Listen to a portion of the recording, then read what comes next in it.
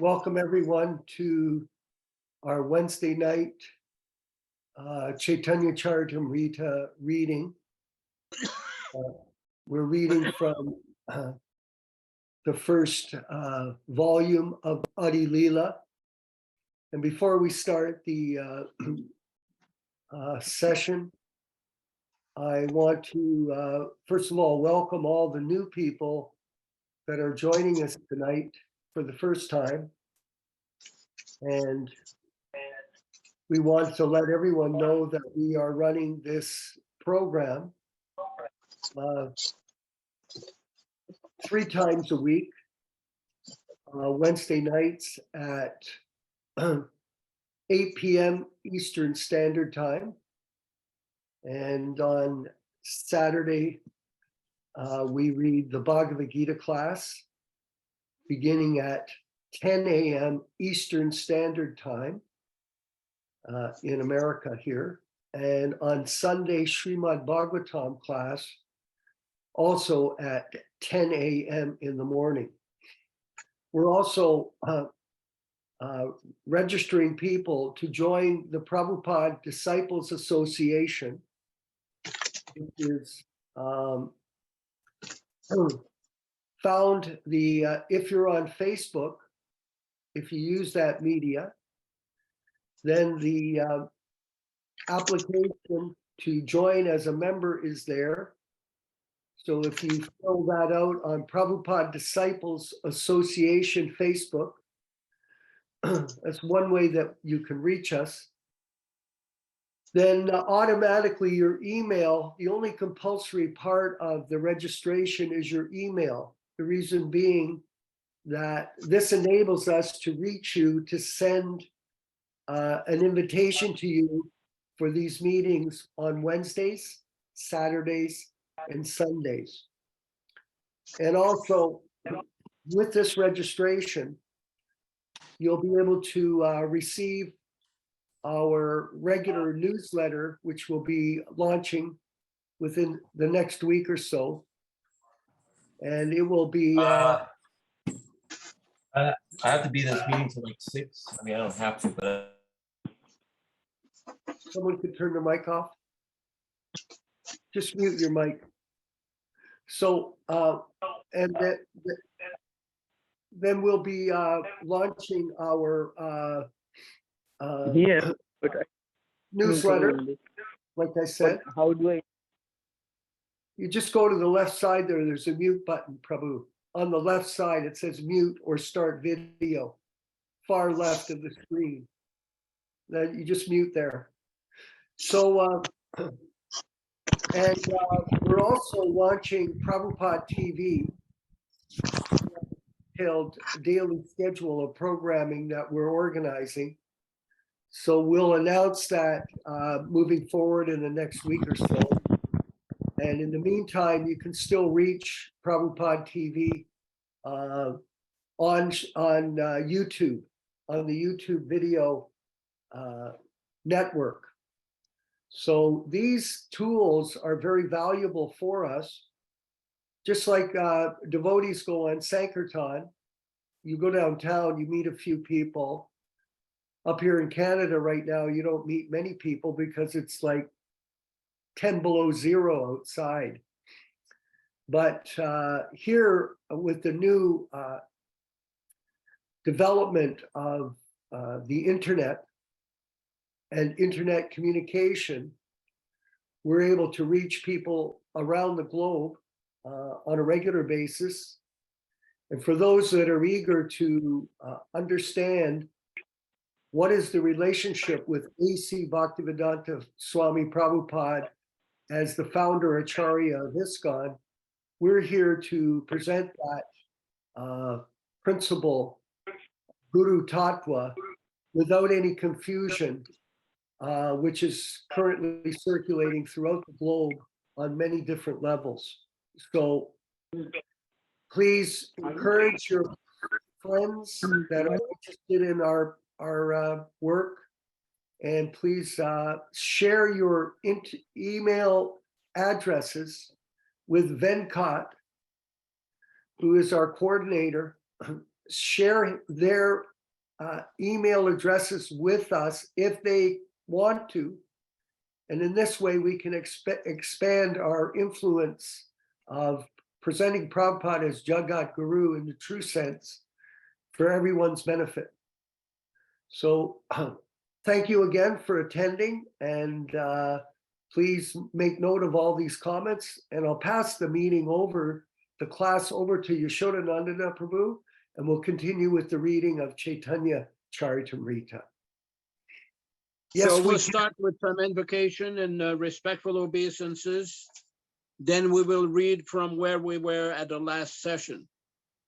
Namo Viśnupadaya Krishna Prestaya Bhutale Srimate Bhaktivedanta Swami Namine Namaste Saraswati Deve Gauravani Pracharine Nirvishesha Shunyavadi Paschatya Deshatarine Namo Mahabhadanyaya Krishna Prema Pradayate Krishnaya Krishna Chaitanya Namne Gauratvishe Namaha Panchatattvatmakam Krishnam Bhaktarupa Swarupakam Bhaktavataram Bhaktakyam Namami Bhakta Shaktikam Sri Krishna Chaitanya Prabhu Nityananda Shri Advaita Gadadhara Shri Vasadi Gaura Bhakta Vrinda Shri Rup Sanatana Bhatta Raghunatha Sri Jiva Gopala Bhatta Dasa Raghunatha Hare Krishna Krishna Krishna Hare Hare Hare Rama Rama Rama Hare Hare. We are reading from Sri Caitanya-caritāmṛta, the original 1974-1975 version, all synonyms, translation, purports, and commentaries by His Divine Grace A.C. Bhaktivedanta Swami Prabhupāda, Founder-Ācārya of the International Society for Krishna Consciousness, also known as the Krishna Consciousness Movement. We are reading from Ādi Lila, chapter 1, text number 51. No, a little too far here. Number 47, Prabhu. Number 47. Is that the correct text? 47? Yes. Okay. Right. Shiksha Guru Keta Jani Krishna Raswarup Antaryami Bhakta Srishta Yedui Rup Shiksha Guru Ke, the spiritual master who instructs. Ta, indeed. Jani, I know. Krishnera, of Krishna. Swarupa, the direct representative. Antaryami, the indwelling supersoul. Bhakta Srishta, the best devotee. A, these. Dui, two. Rupa, formed. Translation by His Divine Grace Srila Prabhupada. One should know the instructing spiritual master to be the personality of Krishna. Lord Krishna manifests himself as the supersoul and as the greatest devotee of the Lord. Purport by Prabhupada. Srila Krishnadas Kaviraj Goswami states that the instructing spiritual master is a bona fide representative of Sri Krishna. Sri Krishna himself teaches us as the instructing spiritual master from within and without. From within, he teaches as Paramatma, our constant companion, and from without, he teaches from Bhagavad Gita as the instructing spiritual master. There are two kinds of instructing spiritual masters. One is the liberated person fully absorbed in meditation in devotional service, and the other is he who invokes the disciple's spiritual consciousness by means of relevant instructions. Thus, the instructions in the science of devotion are differentiated in terms of the objective and subjective ways of understanding. The Acharya is, in the true sense of the term, who is authorized to deliver Krishna, enriches the disciple with full spiritual knowledge, and thus awakens him to the activities of devotional service. When by learning from the self-realized spiritual master, one actually engages himself in the service of Lord Vishnu, functional devotional service begins. The procedures of this devotional service are known as abhideya, or action one is duty-bound to perform. Our only shelter is the Supreme Lord, and one who teaches how to approach Krishna is the functioning form of the personality of Godhead. There is no difference between the shelter-giving Supreme Lord and the initiating and instructing spiritual masters. If one foolishly discriminates between them, he commits an offense in the discharge of devotional service. Srila Sanatana Goswami is the ideal spiritual master, for he delivers one the shelter of the lotus feet of Madan Mohan. Even though one may be unable to travel on the field of Vrindavan due to forgetfulness of his relationship with the Supreme Personality of Godhead, he can get an adequate opportunity to stay in Vrindavan and derive all spiritual benefits by the mercy of Sanatana Goswami. Sri Govindaji acts exactly like the Shiksha Guru, instructing spiritual master by teaching Arjuna Bhagavad Gita. He is the original preceptor, for he gives us instructions and an opportunity to serve him. The initiating spiritual master is a personal manifestation of Srila Madan Mohan Vigraha, whereas the instructing spiritual master is a personal representative of Srila Govinda Deva Vigraha. Both of these deities are worshipped at Vrindavana. Srila Gopinath is the ultimate attraction in spiritual realization. Text number 48. Nevopayanti apachitim kavayastavesha brahmayusha pikritam riddamudasmaranta yoantara bahistanubritam ashubam vidunvan acharya chetya vapucha svagatim vyanakti. Naeva, not at all. Upayanti are able to express apachitim, their gratitude. Kavayaha, learned devotees. Tava, your. Isha, O Lord. Brahma Ayusha, with a lifetime equal to Lord Brahma's. Api, in spite of. Kritam, magnanimous work. Riddha, increased. Mudaha, joy. Smarantaha, remembering. Yahu, antaha, within. Bahi, outside. Tanubritam, of those who are embodied. Ashubham, misfortune. Vidunvan, dissipating. Acharya, of the spiritual master. Chaitya, of the super soul. Vapusha, by the forms. Sva, own. Gatim, path. Vyanakti, shows. Translation by Srila Prabhupada. O my Lord, transcendental poets and experts in spiritual science could not fully express their indebtedness to you, even if they were endowed with the prolonged lifetime of Brahma. For you appear in two features, externally as the Acharya and internally as the Supersoul, to deliver the embodied living being by directing him how to come to you. Purport by Prabhupada. This verse from Srimad Bhagavatam 11:29-6 was spoken by Sri Uddhava after he heard from Sri Krishna all necessary instructions about yoga. Text number 49.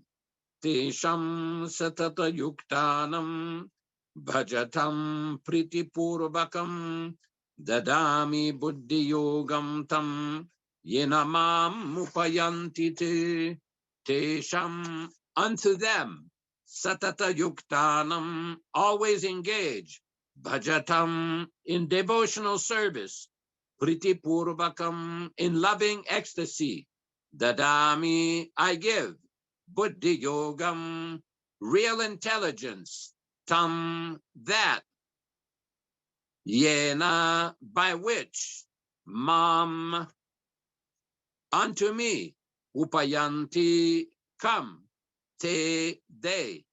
Translation by His Divine Grace. To those who are constantly devoted and worship me with love, I give the understanding by which they can come to me. Purport by Srila Prabhupada. This verse of Bhagavad Gita, chapter 10, text 10, clearly states how Govinda Deva instructs his bona fide devotee. The Lord declares that by enlightenment in theistic knowledge, He awards attachment for Him to those who constantly engage in His transcendental loving service. This awakening of divine consciousness enthralls a devotee who thus relishes his eternal transcendental mellow. Such an awakening is awarded only to those convinced by devotional service about the transcendental nature of the personality of Godhead. They know that the supreme truth, the all-spiritual and all-powerful person, is one without a second, and has fully transcendental senses.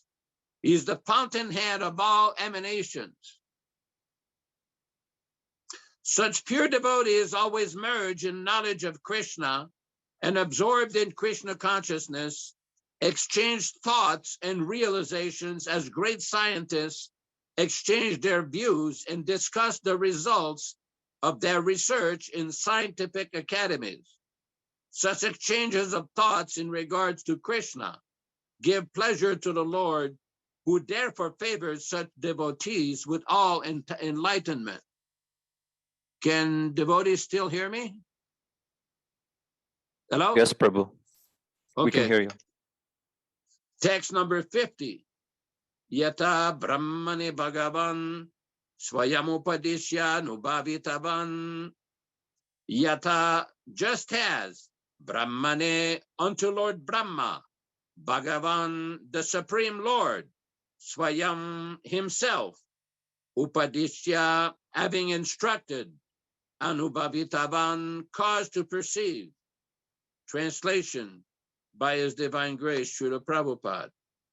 The Supreme Personality of Godhead, Swayam Bhagavan, taught Brahma and made him self-realized. Purport. The English maxim that God helps those who help themselves is also applicable in the transcendental realm. There are many instances in revealed scriptures of the personality of Godhead acting as the spiritual master from within. He was the spiritual master who instructed Brahma, the original living being in the cosmic creation. When Brahma was first created, he could not apply his creative energy to arrange the cosmic situation. At first, there was only sound, vibrating the word tapa, which indicates the acceptance of hardships for spiritual realization.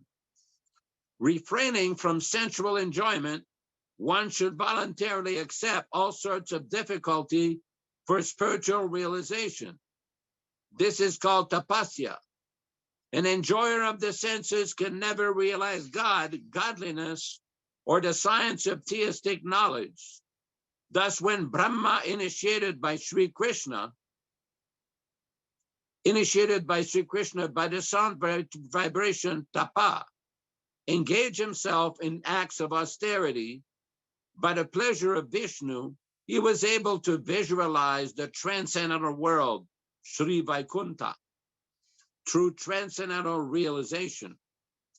Modern science can communicate using material discoveries such as radio, television, and computers, but the science invoked by the austerities of Sri Brahma, the original father of mankind, was still more subtle. In time, material scientists may also know how we can communicate with the Vaikuntha world. Lord Brahma inquired about the potency of the Supreme Lord, and the personality of Godhead answered his inquiry in the following 6 consecutive statements. These instructions, which are reproduced in the Srimad Bhagavatam, Canto 2, Chapter 9, text 31 to 36, were imparted by the personality of Godhead acting as the supreme spiritual master. Text 51, Jnanam paramaguhyam me tadvinyana samanvitam saharahasyam tadangam cha grihana gaditam maya. Jnanam, knowledge, parama, extremely, guhyam, confidential, me, of me, yat, which, vijnana, realization, samanvitam, fully endowed with, sarahasyam, along with mystery, tat, of that, angam, supplementary parts, cha, and, grihana, just try to take up, gaditam, explain, maya, by me. Translation by Srila Prabhupada. Please hear attentively what I shall speak to you, for transcendental knowledge about me is not only scientific, but also full of mysteries. Purport by Prabhupada. Transcendental knowledge of Sri Krishna is deeper than the impersonal knowledge of Brahman, for it includes knowledge of not only his form and personality, but also everything else related to him. There is nothing in existence not related with Sri Krishna. In a sense, there is nothing but Sri Krishna, and yet nothing is Sri Krishna save and except his primeval personality. This knowledge constitutes a complete transcendental science, and Vishnu wanted to give Brahmaji full knowledge about that science. The mystery of this knowledge culminates in personal attachment to the Lord, with a resulting effect of detachment from anything non-Krishna. There are 9 alternative transcendental means to attain this stage: hearing, chanting, remembering, serving the lotus feet of the Lord, worshiping, praying, assisting, fraternizing with the Lord, and sacrificing everything for him. These are different parts of the same devotional service, which is full of transcendental mystery. The Lord said to Brahma that since he was pleased with him, by his grace, the mystery was being revealed. Text 52. Yavannaham yata bhavu yadurupa gunakarmaka tateva tatavignanam astute madanugrahat. Yavan, as I am in my eternal form, aham, I, yata, in whichever manner, bhavaha, transcendental existence, yat, whatever, rupa, various forms and colors, guna, qualities, karmakaha, activities, tata eva, exactly so, tattva vijnanam, factual realization, astu, let there be, te, your, mat, my, anugrahat, by causeless mercy. Translation by Prabhupada. By my causeless mercy, be enlightened in truth about my personality, manifestation, qualities, and pastimes. Purport by His Divine Grace. The transcendental personal form of the Lord are a mystery, and the symptom of these forms, which are absolutely different from anything made of mundane elements, are also mysterious. The innumerable forms of the Lord, such as Shyamasundar, Narayana, Rama, and Gaurasundar, the colors of these forms, white, red, yellow, cloud-like Shyama, and others, his qualities as the responsive personality of Godhead to pure devotees, and as impersonal Brahman to dry speculators, his uncommon activities like lifting Govardhan Hill, marrying more than 16,000 queens at Dwarka, and entering the rasa dance with the damsels of Braja, expanding himself in as many forms as there were damsels in a dance, these and innumerable other uncommon acts and attributes are all mysteries, one aspect of which is presented in the scientific knowledge of Bhagavad Gita, which is read and adored all over the world by all classes of scholars, with as many interpretations as there are empiric philosophers. The truth of these mysteries was revealed to Brahma by a descending process without the help of the ascending one. His mercy descends to a devotee like Brahma, and through Brahma to Narada, from Narada to Vyasa, from Vyasadev to Shukadev, and so on in the bona fide chain of disciplic succession. We cannot discover the mysteries of the Lord by our mundane endeavors. They're only revealed by his grace to the proper devotees. These mysteries are gradually disclosed to the various grades of devotees in proportion to the gradual development of their service attitude. In other words, impersonalists who depend upon the strength of their poor fund of knowledge and morbid speculative habits, without submission and service in the forms of hearing, chanting, and the others mentioned above, cannot penetrate to the mysterious region of transcendence, where the supreme truth is a transcendental person, free from all tinges of the material elements. Discovering the mystery of the Lord eliminates the impersonal feature realized by common spiritualists who are merely trying to enter the spiritual region from the mundane platform. So we can maybe open it up for comments and remarks and questions, or should we just continue reading? Bhakta Ronald had a question. He had raised his hand. Okay, go ahead. Okay, and Yaśodā-nandana Prabhu, the verse we started on, we see Prabhupada describing the Shiksha Guru. So from what we're reading here, as we know, there's two types of gurus, the Shiksha Guru and Diksha Guru. So my understanding is that both of them must be liberated souls. Here we see when Srila Prabhupada is using the word Shiksha Guru, he's describing, the Supreme Personality of Godhead himself in the verse we started. And then many times we see in ISKCON or whatever, people are trying to claim to be a Shiksha Guru. And if you study Prabhupada's writings, we see Prabhupada sometimes uses the word Shiksha Guru, you become a Shiksha Guru. So how we understand this contradiction here between Prabhupada's version of Shiksha Guru, what is written here that we're reading, and his version of Shiksha Guru, who's not even, a Madhyam Adhikari. Well, if we read the purport, the first paragraph of the purport on page 46, text number 47, let me just read this again. Prabhupada says, there are two kinds of instructing spiritual masters. One is the liberated person fully absorbed in meditation and devotional service, and the other is he who invokes the disciple's spiritual consciousness by means of relevant instructions.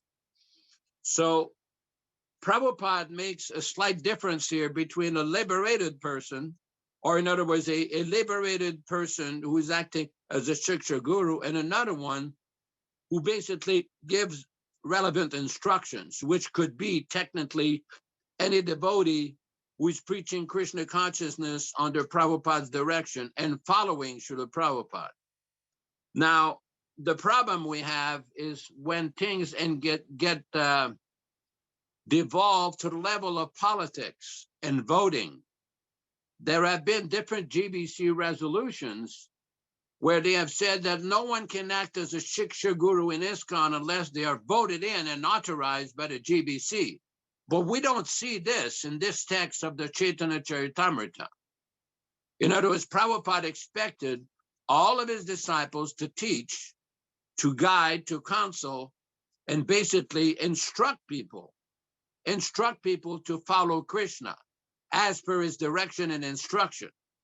So this is one understanding. This is very similar to one of these kind of resolutions that people can become Diksha Guru if they get a vote or sufficient numbers of approvals. But we don't find these kind of political voting in Prabhupada's teachings. It's not there. As a matter of fact, there are places in the Caitanya-caritāmṛta where Prabhupada discourages this kind of mundane voting. This is not our standard. Ecclesiastical convention and things like that. You will not find any of our acharyas that became acharyas by vote. This is not the proper understanding. So I hope it's helped. There's a lot of different statements by Srila Prabhupada in different conversations. For example, there's one conversation with Prabhupada, if the Shiksha Guru instructs against the instruction of the Diksha Guru, Prabhupada said he's a demon. So we have to see what the Acharya, Srila Prabhupada, the Diksha Guru, the authorized Diksha Guru, when he is given, and everything has to be checked according to his mandate and his instruction. I hope that helps. Prabhu, one point here. There it says there's no difference between the shelter giving Supreme Lord and the initiating and instructing spiritual masters. So Yes. So I think this is the sentence that Ronald Prabhu had a question about, if I'm not mistaken. Yeah. There it's saying that the instructing spiritual master must be a liberated soul, and so must be the Diksha Guru, who is the. Where does he say? There is no He difference doesn't say between the that, shelter Ron. giving Supreme Lord. Doesn't say that, Ron. You just made that up. Show me where it said that. Show me where right that there. said. There is no difference between the shelter That's right not, there, that's not what initiating Prabhupada and says. instructing. It doesn't say he has to be a pure What do you mean devotee. then? Pardon? Doesn't say pure devotee. You're interpreting that. Well, if the Diksha Guru is a, I don't know if I'm interpreting it, but that's You are. what it's saying here. If you read that last sentence, what does it say? Doesn't say Well, that. let's read this. Hold on for a minute. Let's read exactly what Prabhupada said on the second The paragraph shelter of text number Supreme 47. Lord, Second paragraph, the last two sentences. Prabhupada says, there is no difference between the shelter giving Supreme Lord and the initiating and instructing spiritual masters. If one foolishly discriminates between them, he commits an offense in the discharge of devotional service. So one thing that we've seen is this differentiation between those who claim that they're acting as Diksha Gurus or initiating spiritual masters and instructing spiritual masters. Now, the statement of Srila Prabhupada here, there's no difference. Technically, if one represents Krishna properly and he speaks exactly as Prabhupada presents, that would apply. But if one discriminates, such as what we've seen, this voting idea is another form of discrimination. It is political discrimination to differentiate between instructing spiritual masters, which could apply to so many different devotees, and Diksha Guru, because Prabhupada in many other places in his books does mention that in order to become Guru, and the implication is Diksha Guru, one should be a liberated soul, a Mahabhagava, a Paramamsa, an Uttamadhikari. So people have concocted different interpretations to make a differentiation between those people that give, well, because we say that Prabhupada did not appoint or nominate any Diksha Gurus, He only nominated individuals to act in the capacity of representative, officiating representative. But every devotee is expected to become an instructing spiritual master. I was there in Honolulu, Hawaii, when Prabhupada dealt with that question during a BBT meeting in 1974, where the question was asked, well, is it okay if somebody calls themselves Diksha Guru or Shiksha Guru? In Prabhupada's basic reply, he was very silent for a while. Then he looked at two individuals, one of which was already calling himself Shiksha Guru of New Vrindavan, and another person who had allowed his picture to be put on the stairs of Prabhupada's Vyasasana in Germany. And Prabhupada says, Guru means liberated, one who fully understands Krishna. So there are many different interpretations of different statements in Prabhupada's books by individuals who basically jumped the gun. And it was Prabhupada's instructions specifically in the last few months of his manifested presence in 1977 were very clear. He did not appoint anybody as a Diksha Guru. That's a falsehood. That's a fabrication. Prabhupada was to remain the Diksha Guru, and the system of initiation was to be continued by means of officiating representative. Now, every devotee was expected to preach and distribute Prabhupada's books and help with the mission. That's Shiksha. That is general instruction of Shiksha. So I hope it helps with your question. Any other remarks or questions? Yes, Hello? Prabhu. I can't. Go ahead, Jiva Goswami Prabhu. I can't find Yes, Prabhu. how to put up your hand here. How do you put up your hand? Under reactions. So anyway, my point here is on this same verse 47 in the purport. I wanted to give an experience that I'm having where, as it says in the purport, he teaches as the Bhagavad Gita, as the instructing spiritual master. I have been studying this verse in Bhagavad Gita 2.7, and I repeat this in front of the deities in the morning. And what I found is that I was instructed to repeat this. Now I'm your disciple and a soul surrendered unto you. Please instruct me. This is what Arjuna is saying to Krishna when he surrenders to him. And I find that it's applicable to me as well as a neophyte devotee of Srila Prabhupada, where I'm saying, now I'm your disciple, a soul surrendered unto you, please instruct me. So I feel that this purport is exactly true and happening in my life. Thank you.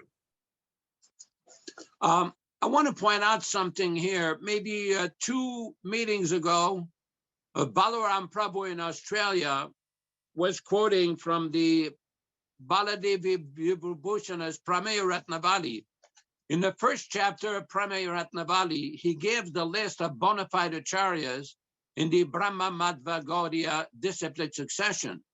And he has one specific verse in Sanskrit there where he described Bhavati Vichintya Vidusha Niravakara Guru Parampara Nityam Ikantitvam Siddhyati Yayodayati Yena Haritosham, that one will obtain the favor, Haritosham, of Lord Hari by meditating on this eternal disciplic succession, whose members are Vidusha, faultless, and Niravakaraha, without any blemish, completely transcendental. But in our movement, since Prabhupada has departed, a new idea has been introduced of a defective guru, of a fallen guru, of a deviated guru. And these ideas are not in line with Srila Prabhupada's teachings or the teachings of our previous acharyas. Again, this is a very important point because we see devotees have gone to various teachings of writings of Jiva Goswami, Prabhupada, Bhaktivedanta Thakur, Naharari Thakur, in an attempt to show how a bona fide acharya falls down. What is obvious is the list of acharyas that has been given in the Bhagavad Gita by Srila Prabhupada, their stated acharyas. There's no fall down with any of these acharyas. Now, these references that were given 400, 500 years ago by Jiva Goswami, or Bhaktivedanta Thakur or not Hari Thakur. Anybody who knows the situation in India, who has been in India, there's a lot of Sahajiyas, Caste Goswamis, Smarta Brahmins, even in Bengal, various other people who claim to be representative of the parampara. Those people are the people that deviate, not the bona fide acharyas listed in the Bhagavad Gita. You never hear any documented evidence that Vishwanath Chakravarti or Rupa Goswami or Sanatan Goswami became a sexual deviant or was beating children or stole money from the temple. You never hear any of that anywhere. So these ideas are actually blasphemous misinterpretations that the acharyas in the parampara can fall down. As a matter of fact, in the Caitanya-caritāmṛta, in the Madhya Lila, there's a place where Prabhupada described that the Uttamadhikari never fall down under any circumstances, even though he may mix with non-devotees to preach. Even in the Srimad Bhagavatam, in the story of Narada Muni, who was giving shelter to the mother of Prahlad Maharaj, Prabhupada explains in one purport that great acharyas like Narada Muni, Haridas Thakur, and others never fall down under any circumstances.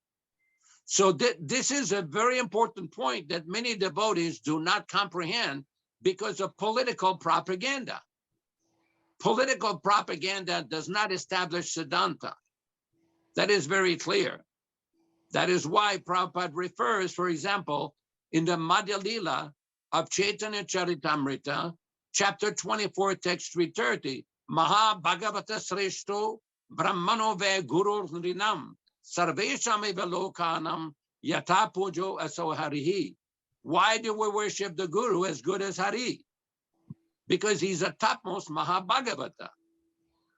Now we have a new philosophy that anybody and his brother can be worshipped on a level of Nikunjayuno and the sum total of all demigods, regardless of their level of advancement.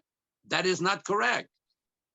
Because in that purport, Srila Prabhupada says only such a person can occupy the position of Guru.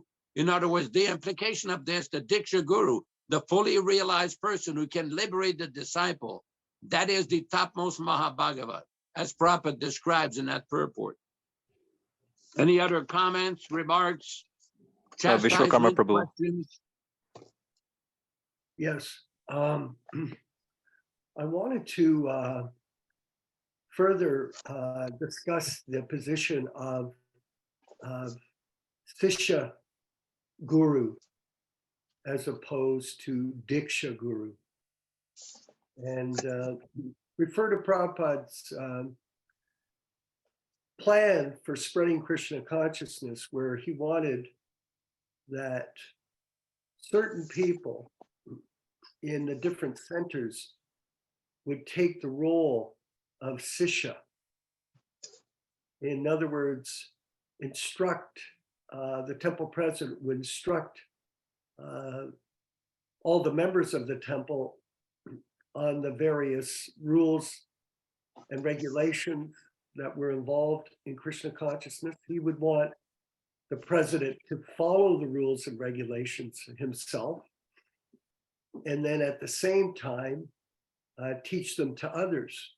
He also introduced a GBC board, which were supposed to come around to the temples and act as Sishya as well, and instruct the temple presidents on how to conduct the classes, on how to manage the money, on how to perform Sankirtan, all the various activities that were involved in running a temple. So I see that Ron's left the class, so unfortunately I can't explain this to him, but Oh, no, he's here. oh, he is? Okay. So Good. the idea of instructor, it's like, for example, many of you have different occupations. For example, some of you may own a garage. Some of you may be doctors. Some of us may be musicians or entrepreneur businessmen. And in those fields, we learn these crafts from different people. So these people are instructors. They're instructors in the different material jobs that we have. In the same way, devotees who are leaders, who have leadership qualities, they may take roles of leadership in instructing new people on how to take up Krishna consciousness. This idea that there's no such thing as people that can teach other people how to chant Hare Krishna, that can teach them how to chant japa or do kirtan, how to cook in the kitchen, how to make dal and rice. These are all the business of the instructor. You should follow the rules and regulations. Yes. You should chant your rounds. Yes. And you should be studying carefully the books of the spiritual master, be able to explain them to others. And in this way, you can help your spiritual master bring more people to Krishna consciousness. The big mistake is this. For example, I'm cultivating at this time about 25 new bhaktas. Now, are any of them in any knowledge of Krishna consciousness? Do they know anything about this philosophy, Jiva Goswami? Hardly anything. Do they chant their rounds? No. Are they reading the books or organizing any Sankirtan activities? Not really, a little bit. Are they interested? Yes. So I'm constantly working with them every day, just like all of you are in your particular areas, where you have a group of people that you're cultivating. And you're doing that to try to help them take up the process of Krishna consciousness and take shelter of Srila Prabhupada as their guru. This is the business of Sishya Guru. Some of you may not know this. In the material world, I'm a small-time celebrity in music. The people, lots of people in Canada know me. Thousands know me. They come up to me, oh, Bob, oh, Vishva, oh, Bobby Hebert, you're so good in this and that. That means nothing. We should not become puffed up with the role of instructing other people in Krishna consciousness. We should simply take a humble position and guide them. Not that they come to us and then we pretend, we pose that we're guru, Diksha Guru. I've had lots of devotees, my godbrothers have said, you should be a Diksha Guru, Vishva. So a group of devotees from ISKCON, you should become a Diksha Guru. That is absolutely absurd. A Diksha Guru means Uttama Adhikari, but instructor, spiritual master, means someone that's sharing this knowledge with other people, helping other people take up the process so that they can become Prabhupada disciples. That's the point. And to minimize other people that are doing that by saying there's no such thing as Sishya Gurus because you're not a pure devotee, that is some kind of mental concoction. That's ridiculous. I spent 16 years in the movement, in the temples, 16 years, most of the time instructing thousands of people on Krishna consciousness. Did I think I was Diksha Guru ever once?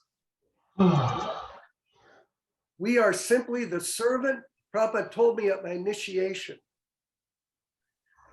I came up to him in front of the Vyasa-san. He looked at me, he said, what are the 4 regulated principles? I said, no intoxication, no meat eating. He goes, that's enough. He said, your name is Viśvakarmā Das, but you should never think that you're the chief engineer. You should think, I am the servant of the servant of the servant of the servant of the chief engineer. And in this way, you become great. So in this way, all of us have to take the role as instructing our new people in Krishna consciousness with the intention of trying to please our spiritual master. Like Prabhupada would ask us, how many devotees have you made? How many books have you distributed? He was looking for us to produce results. So in our own particular areas, we take a role. It's not a big deal. We take a role instructing people in Krishna consciousness. And in this way, Krishna and Prabhupada, Krishna says it in the Gita, anyone that explains this sacred knowledge to others, he is most sacred to me. He is the most pleasing to me. So we should strive always to bring people to Prabhupada's lotus feet and make them disciples of His Divine Grace A.C. Bhaktivedanta Swami. Prabhu, who's next to ask a question? Oh, Yaśodā, please. I just want to make a brief comment here. There's a famous letter Prabhupada wrote in the 1970s when devotees would go on Sankirtan and engage in these furious debates with various Christian groups whenever they went out. When this was brought to Prabhupada's attention, Srila Prabhupada wrote a letter to Brahmananda telling him, what will your 15 minutes talking do? Give them one of my books. In other words, the reason Srila Prabhupada kept emphasizing that all the devotees should preach by giving his books, because it's completely pure, perfect, transcendental message from the Uttamadhikari, topmost Mahabhagavat, Shakya Vishavatar. There can be no mistake with Prabhupada. That's provided the book has not been adulterated and changed like what we have seen. This is a very important point. I wanted to show this here. This is a little publication here that was done by a devotee in the Philippines. What this shows the various changes that took place when these bright individuals, these geniuses who changed the Bhagavad Gita in 1983. Now, in that book, they decided to take out different paintings. Now you look at that. Bhaktivinoda Thakur was taken out, Gorkishore Das Babaji was taken out, and Jagannath Das Babaji was taken out, and Bhaktisiddhanta Saraswati Thakur was taken out. This is not the kind of shiksha that we want to present.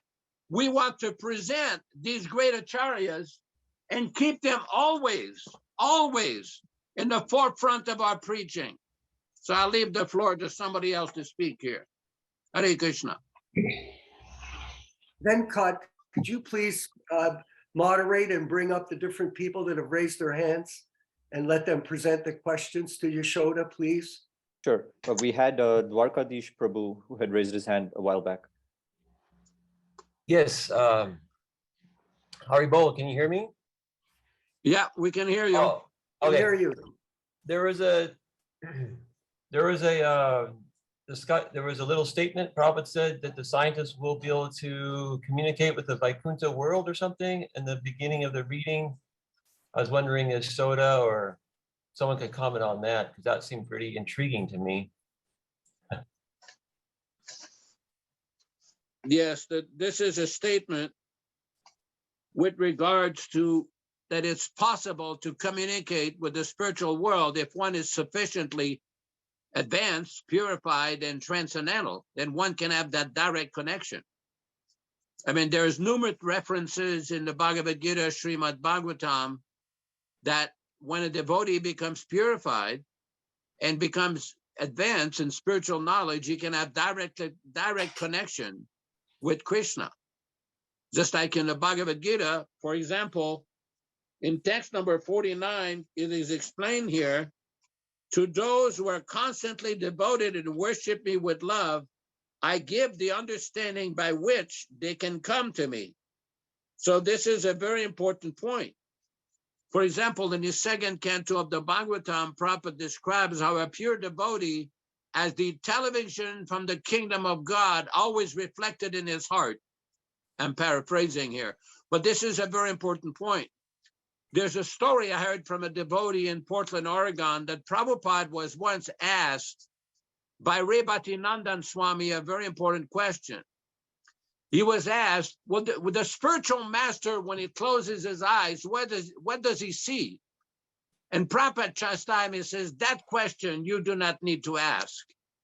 So then Rebhatinandan says, well, the pure devotee, when he closes his eyes, what does he see? And Prabhupada's reply says, the pure devotee, when he closes his eyes, he sees the pastimes of Radha Krishna manifest in his heart 24 hours a day.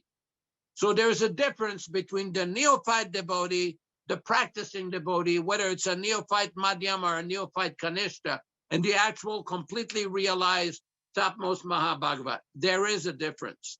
So when Prabhupada speaks of communicating the spiritual world, that is meant for the topmost pure devotee, but one can get direction from Krishna, inspiration from Krishna, guidance from Krishna. It is there.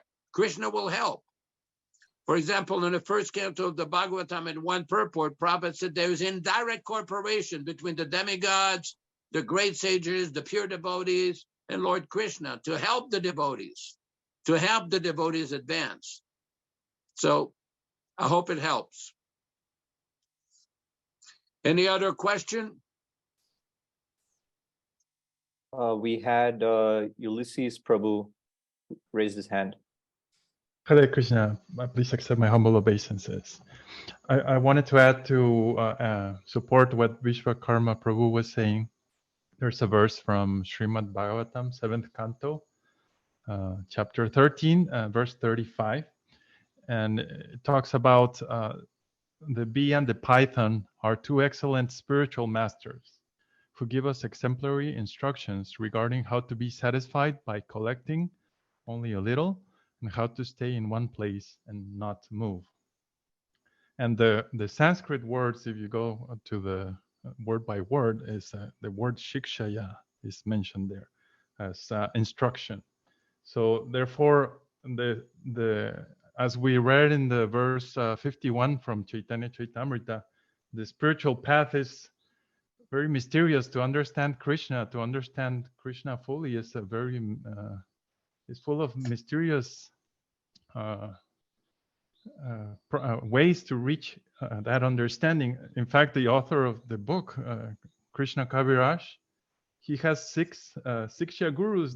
All the Goswamis are his disciple of Lord Nityananda, and still has six Siksha gurus. So imagine how much infinite is this process of learning. So we can learn from the bee, from the python, from the pure devotee. So the mysterious part, I feel, is related to being open to take the honey from wherever it comes, you know. Thank you. That's a very good point. Excellent point.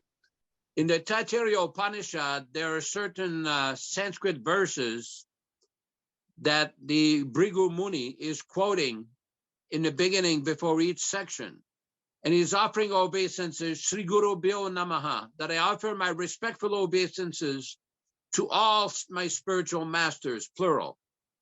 Now, this is a very important point, that we get guidance and instruction and revelation and inspiration from so many Vaishnavas, so many gurus. That is there. But we have to be very careful, just like there's a class of people and different devotees who think in their preaching that Srila Prabhupada, the Founder-Ācārya of ISKCON, he just taught the basic fundamentals. But some other advisors from other places, they have the Rasika meaning, the Raganuga mystery and all of that. They can teach the highest thing. This is simply a nonsense, offensive idea. Because if one deprecates and minimizes Srila Prabhupada, the result will not be good. And here is the example. When Shukadeva Goswami arrived in the assembly of Maharaj Parikshit, after Maharaj Parikshit had made that decision to fast for 7 days until death, all the great personalities, great sages, great rishis, everybody in the universe came there. This is in North India, the place where Maharaj Parikshit sat down to hear the Srimad Bhagavatam. So many places. And there's one purport which Srila Prabhupada describes that the position of Shukadeva Goswami was very exalted. And he says one should never minimize the position of a devotee like Shukadeva Goswami. Now, Srila Prabhupada is on that level. of a devotee like Shukadeva Goswami. And one should never minimize, criticize, or very offensively change his writings. This is one of the most insidious, dangerous, nonsensical things that's been introduced in this movement. The idea that under a plea of grammatical embellishment or so-called editing, they're changing Prabhupada's purports. We have seen what they did in the Bhagavad Gita. He has seen the truth, has been changed, so they have seen the truth. Who is they? Who has the audacity to suggest that they have seen the truth? So this is an example of the very dangerous kind of misrepresentation from Srila Prabhupada. Hare Krishna. Any other statement or remarks or questions? Janis Priya, please. Janis Priya. Okay, here we go. Hare Krishna. Thank All you. glories to Srila Prabhupada. I'm going to play the devil's advocate a little bit here. It seems like some of the Siksha gurus, they're chanting on the beats, they're giving the names, they're developing relationship with these initiates. And so some of these initiates start worshiping as Diksha gurus, and they give them gifts, and there's a relationship. And there's some cases where they're becoming just like a bogus guru. How could we prevent this, or what should we do? Viśvakarmā, why not you answer that? Yeah. Prabhu, that's a very good question. Thank you. This business of giving instruction to others and then becoming enamored by the respect that you're getting from them is very dangerous. It's a very dangerous position to be in. And I would say this, that those people that are prepared to enter into the ring of preaching, that are prepared to share Krishna consciousness with others, should always remember who they are and never become enamored by the fact that people will glorify them or honor them for what they're delivering to them. We should always stay fixed humbly at the lotus feet of our spiritual master. Those people that do become enamored, they should be avoided. So, because like you said, they all of a sudden become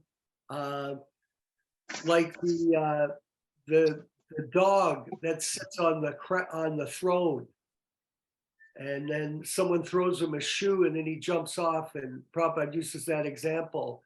He shows himself to be a dog. So you have to use your discrimination very, very carefully on who you select to associate with. I could say this, that our group, the Prabhupada Disciples Association, if anyone feels that that type of motive is there, or there's some kind of other reason, profit, adoration, and distinction, they're quite willing to hear their complaint. But for the time being, you can be rest assured that our group is focusing people on the mission of going back to Godhead under the direction of A.C. Bhaktivedanta Swami Prabhupāda. We had some people criticize us. They said, oh, you're trying to micromanage people. You're trying to tell them what to do. Well, all we suggest to everybody in this group is chant your rounds, study the books, follow the processes, and try to spread Krishna consciousness in your area. We're not a boot camp, as the word was used. Oh, you're some kind of boot camp leaders. We're not boot camp leaders. We're not micromanaging people. We're really just sharing association. Guru, Shastra, Sadhu. So this, I hope, helps you understand? To Yeah, avoid, I get the point pretty well, but let's say the initiates, they're very innocent and they Yes. don't know any better, and they start getting into that same, you know. So how could we prevent this? Is there a, that's my question. you can't prevent somebody else from doing this. You have to be Because selective. it is happening in some sanghas. Yeah, that's right. You can't stop them. You just like you can't stop people that are all of a sudden become their gurus and now they're motivational speakers. I just saw a video. Some guru, he's from the West Coast. He's talking about time management. Oh, you have to write everything down. Oh, excellent. You know, we're Prabhupada representatives. We're trying to give Prabhupada in the put Prabhupada. We're not trying. We're putting Prabhupada as the focal point of our study and the focal point of our worship. And if you see anybody that's doing that, disassociate themselves. Disassociate yourself from them. That's all my recommendation. Yaśodā Prabhu, please. That's a very good point that Janice Priya Prabhu brought up. I just want to mention something here.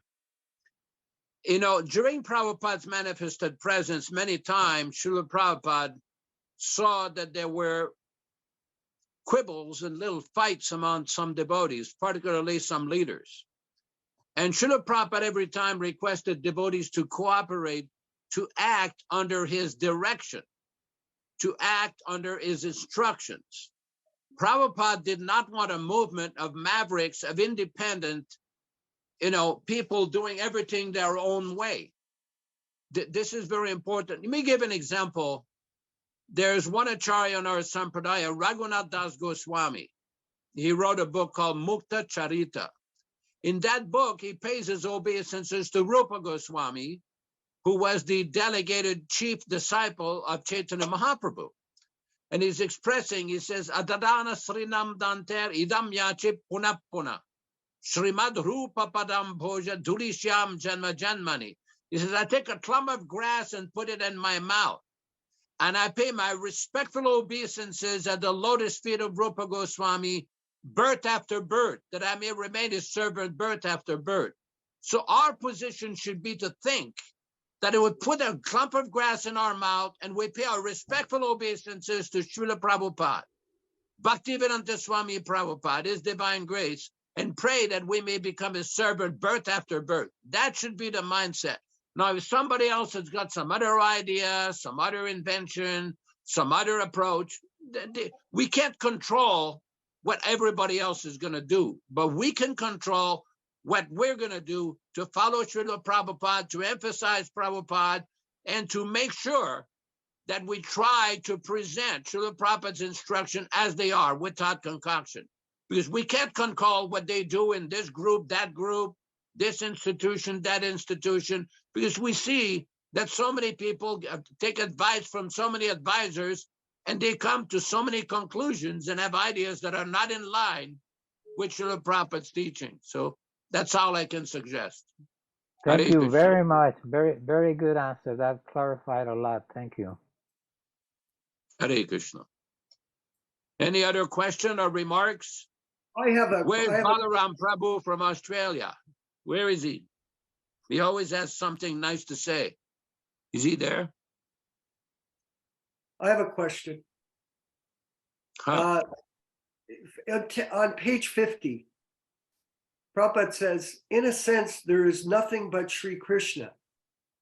Yet nothing is Sri Krishna save and except his primeval personality. Here's a contradictory statement. Maybe you could articulate an explanation of that, Mr. Speaker. Well, basically, it's like Krishna says in the Bhagavad Gita, I'm within everything, I'm also separate from everything. Krishna is within everything, he is the origin of everything, he pervades everything. It is also separate from everything in the material world. So basically, this is what Prabhupada is trying to explain here. He says, there is nothing in existence not related with Sri Krishna. In a sense, there is nothing but Sri Krishna, and yet nothing is Sri Krishna save and except his primeval personality.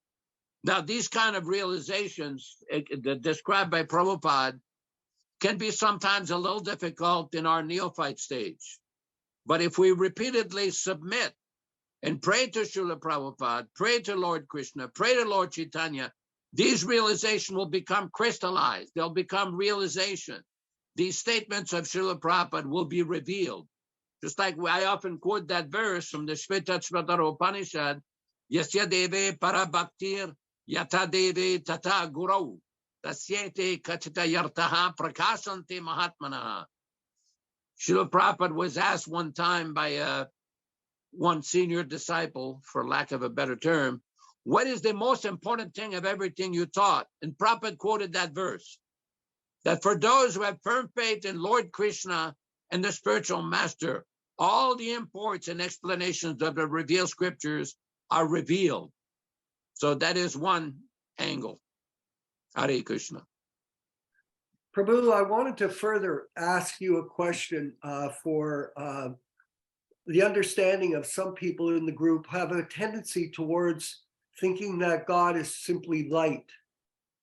And here Prabhupada's explaining that God is not only just a light or the Brahma Jyoti, but he's also a personality. Could you articulate that for us? Yes, this is described in the Srimad Bhagavatam in the first canto in that verse, Vadanti tat tattva vidam, yad brahmam agyanam, brahmeti paramatmeti bhagavaniti shabdyate. That realization of the absolute truth is in 3 pages. Brahman, or the impersonal effulgence, Paramatma, the localized feature of Lord Krishna in the heart of all living entities, and Bhagavan, the supreme personality of Godhead. The point is, impersonalists, they concentrate on the impersonal effulgence, the Brahma Jyoti. And Prabhupada often criticizes this because this is not a steady platform. One can fall down from that platform. And yogis and mystics concentrate on trying to realize the Paramatma in the heart. That is good, but the highest realization is realization of Bhagavan. Prabhupada often gave the example of the sun, the sunlight, the sun globe, and the sun god. It's all related to the sun. It's all on one level, it's all with the sun, but realization of the sun god, this is the highest realization, Surya Narayana. So in the same way, realization of the Bhagavan feature of Krishna, that is the highest realization. But Mayavadis and impersonalists do not understand that. That is why the chanting of Hare Krishna is very important, because we have in the Padma Purana, there's one verse that was often quoted by all of our acharyas. And it says, Abhinatvam Nama Namino, Nama and Nami, the name of Krishna, and Nami, the person Krishna, Bhagavan Sri Krishna. So that is why the chanting is so important. Submissive chanting, hearing and chanting, and this way one gradually will realize Krishna and the position of Brahman, Paramatma, and Bhagavan. Hare Krishna.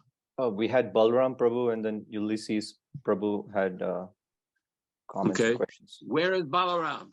Hare Krishna Prabhu. Hare Krishna Prabhu. Please enliven us. Jai. Yes, at the beginning of the reading, we were hearing of the 3 predominating deities of Vrindavan, Radha Madhava Mohan, Radha Govinda, and Gopinath, and the various aspects of the worship for Sambandha, Abhidheya, and Prayojan.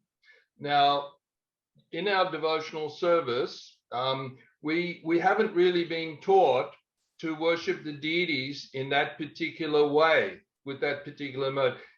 Could you speak on that? Is that for more of an advanced stage of worship, or for, because it's something that we haven't actually incorporated into our mode of worship. Yet we've seen Srila Prabhupada mention that in various places, and also in the writings of Srila Baladev as well. So could you speak a little on how we relate to that? Yeah, well, Srila Prabhupada was once asked about worship of Radha Krishna. And Srila Prabhupada's reply says, in our situation, We worship Radha Krishna in the mood of Lakshmi Narayana with reverence and respect, because we are not qualified to worship Radha Krishna on the Raganuga platform, which is a highly elevated position. The point that is being made here, Prabhupada is making many different statements about these three deities and all of these different differentiations, which is very important to understand and to remember. But the mood that we have in worshiping Radha Krishna is that mood of reference, just like we worship Lakshmi Narayana. This is important to remember, because what we have now is different devotees that think, oh, we've understood all the fundamentals, so let's go to the Raganuga platform. They decrease the preaching, they invent some ideas, and they have some kind of a sahaja misconception about the bona fide process, the gradual systematic process of devotional service. So this is very important, because unless somebody follows, like somebody quoted me, well, we have to follow the examples of that's given in Bhakti Rasamrita Sindhu, of following the examples of the inhabitants of Vrindavan and develop Raganuga Bhakti. Whenever this topic came up during Prabhupada's manifested presence, his reply says, first you become purified, then it will be revealed. You become purified, then your Swarup, your Siddha Deha, that will all be revealed. And those people who try to practice some kind of an artificial sadhana, this Raganuga sadhana, Prabhupada said, what will happen with that is the preaching will stop. And this is the disease of those people who have that misconception. But when we carefully read Srila Prabhupada's books, for example, in these purports, he makes so many points with regards to all of these different deities, what their function is, and everything else with regards to that. So that's my take in a nutshell. Thank you very much. Hare Krishna. Bhakta Ulysses, you had a question or a remark? Hare Krishna. Question, is there any sort of initiation for the Siksha Guru, like when one accepts a Siksha Guru? An initiation for Shiksha Guru? Like not like, you know, with Diksha Guru, there's the initiation, the fire ceremony and all this. So I'm not have aware experience. that Prabhupada ever described that. I'm not aware Prabhupada ever described a fire sacrifice for a Shiksha Guru. I don't know. I was asking if you had any experience about that, or is it just talked and you're my guru and that's it? Like, I don't know how it works. Where is this idea from? Because Prabhupada never gave that instruction. No, I'm asking. I don't know how it works. I've never read anything about that. Because Prabhupada never explained that. He never gave instruction to do a fire sacrifice for accepting a Shiksha Guru. Because one may accept many different Shiksha Gurus. In the Caitanya-caritāmṛta, in his purports, Prabhupada says one can accept only one Diksha Guru, but one can accept many Shiksha Gurus. But in his society, Prabhupada was meant to remain the Diksha Guru. That's why he set up a system of officiating representatives. Now what we have is a system that's become corrupted and deviated on account of that disobedience of Prabhupada's instruction.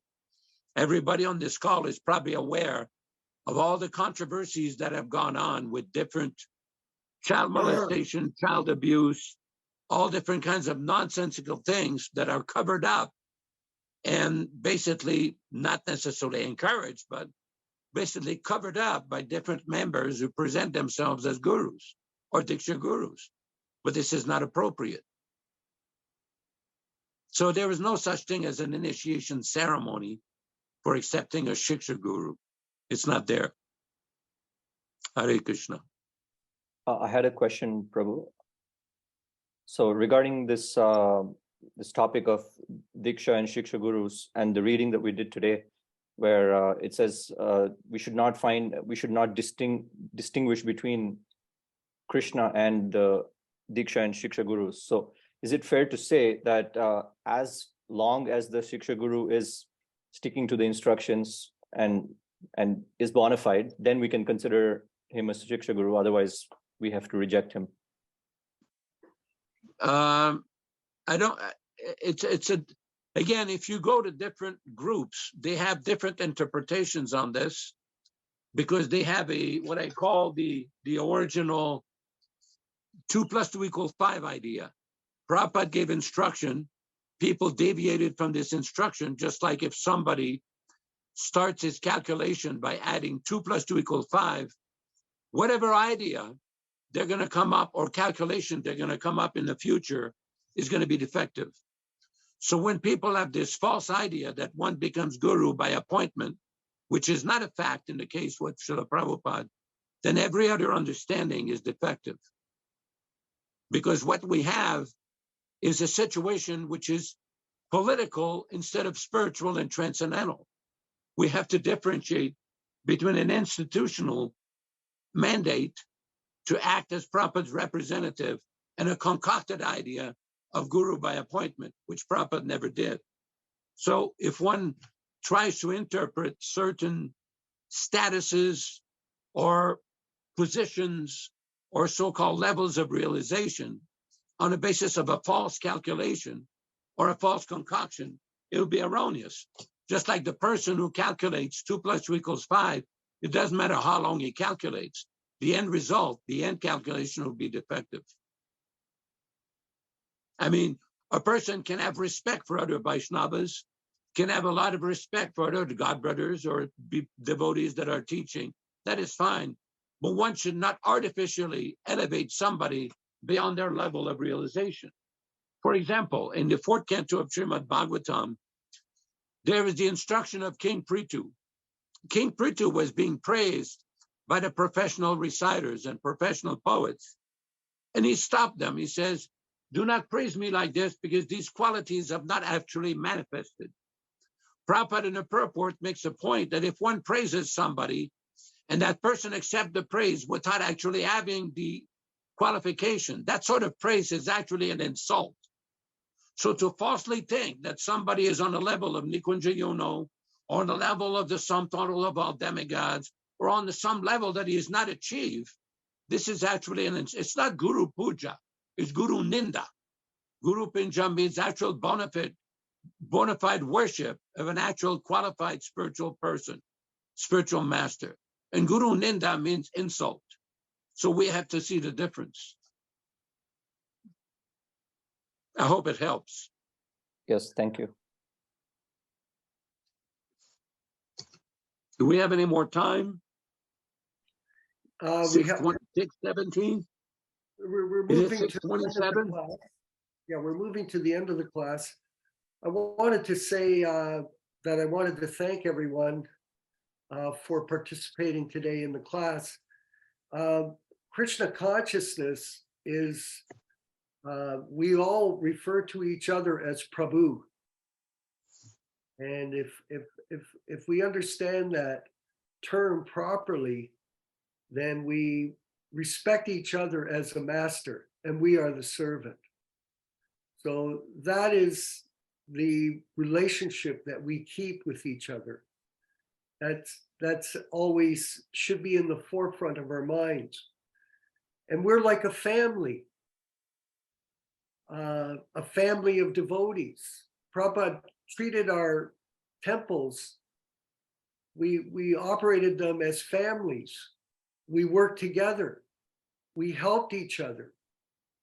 We weren't always, pointing the finger at each other, taking advantage of other people, but trying to help each other in a common sense, practical way. So Krishna consciousness is simple for the simple, difficult for the crooked. If people approach this relationship with each other with a fault-finding mentality, with a critical attitude, then there won't be much success.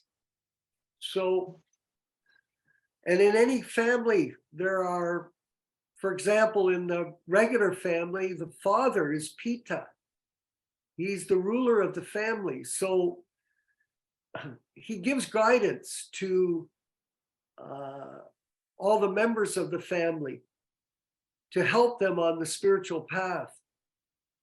So this should be the attitude of all of us when we're dealing with the people that we're cultivating in our own particular areas of the world. That we should be very kind to them, generous, available to help them in whatever way we can to make advancement in Krishna consciousness. It's not a, cloak and dagger environment. This is not what this is about. This is a family working together to try to bring people together under one common banner, that Srila Prabhupada is Diksha and Siksha Guru for all of us. Like all of us here. Balram, you spend your time reading Prabhupada's books every day, don't you? Jiva Goswami spends his time reading Prabhupada's books every day. So when you're teaching the people that are coming to your house or coming to your center, you're teaching them to read Prabhupada's books. Not, I'm going to write a book and I'm going to give it to you and you're going to think that I'm some great scholar. This is going on. And now people are using Prabhupada as a means for building their own bank accounts, for building their own reputations, and for building their own samadhi tombs. There's already one devotee, god brother of mine. He's already purchased the land in Vrindavan for his samadhi tomb, preparing to build it for himself.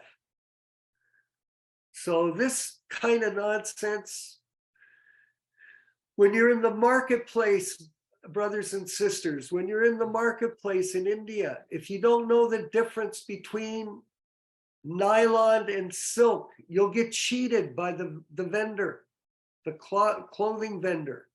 He'll cheat you. I've been cheated in India, not knowing the difference until you finally learn your lesson. So if you put your hand in the fire and you go with these people and you get your hand burnt, then know that the Prabhupada Disciples Association is a family that will embrace you as long as you embrace Prabhupada as Sishya and Diksha Guru for all of us. Last comments, Yaśodā, please. We had a few people with hands raised. Should we? Oh, okay. So yeah, let's finish. Balram Prabhu. Yeah, let's do that, and then we'll finish up. Hare Krishna. Yes, that's a nice comment on reading Srila Prabhupada's books every day. Also, my good wife, Jamuna Jaya Devi Dasi, and myself, we read Krishna book every evening. So many thousands and thousands of Krishna books, the little sets and the big sets that we distributed in the early 70s and mid 70s. And we've gone back to reading the Krishna book in the evening, very relishable. But also, apart from reading Srila Prabhupada's books every day, just getting to the end of the ninth canto at the moment, I would also recommend hearing a lecture from Srila Prabhupada every day, or as much as possible. So hearing and chanting from Srila Prabhupada. Thank you very much for the program. Anything else before we finish up? A final word from anyone? Yes. Okay, Kirtan, please, Venkat, to end off the today's class. Hare Krishna, Krishna Krishna, Hare Hare, Hare Rama, Hare Rama, Rama Rama, Hare Hare. Hare Krishna, Krishna Krishna, Hare Hare, Hare Rama, Rama Rama, Hare Hare. Hare Krishna, Krishna Krishna, Hare Hare, Hare Rama, Rama Rama, Hare Hare. Hare Krishna, Krishna Krishna, Hare Hare,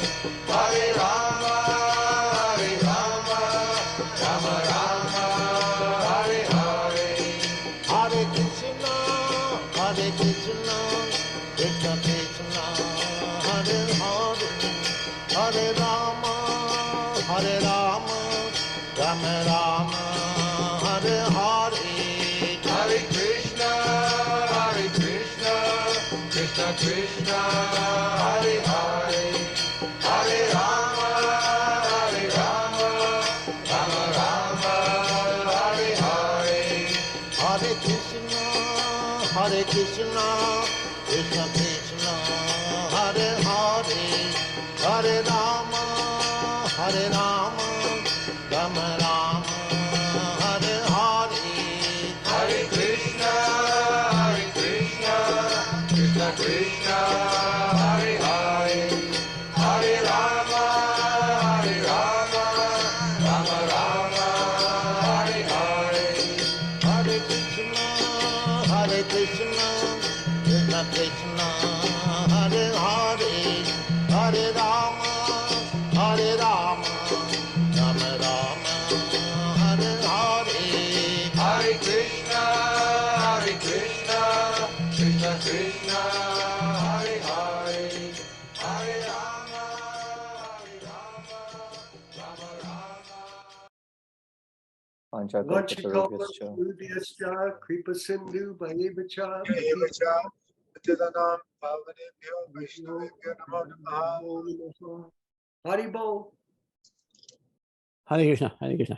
Thank you very much. Haribo. Thank you, everyone.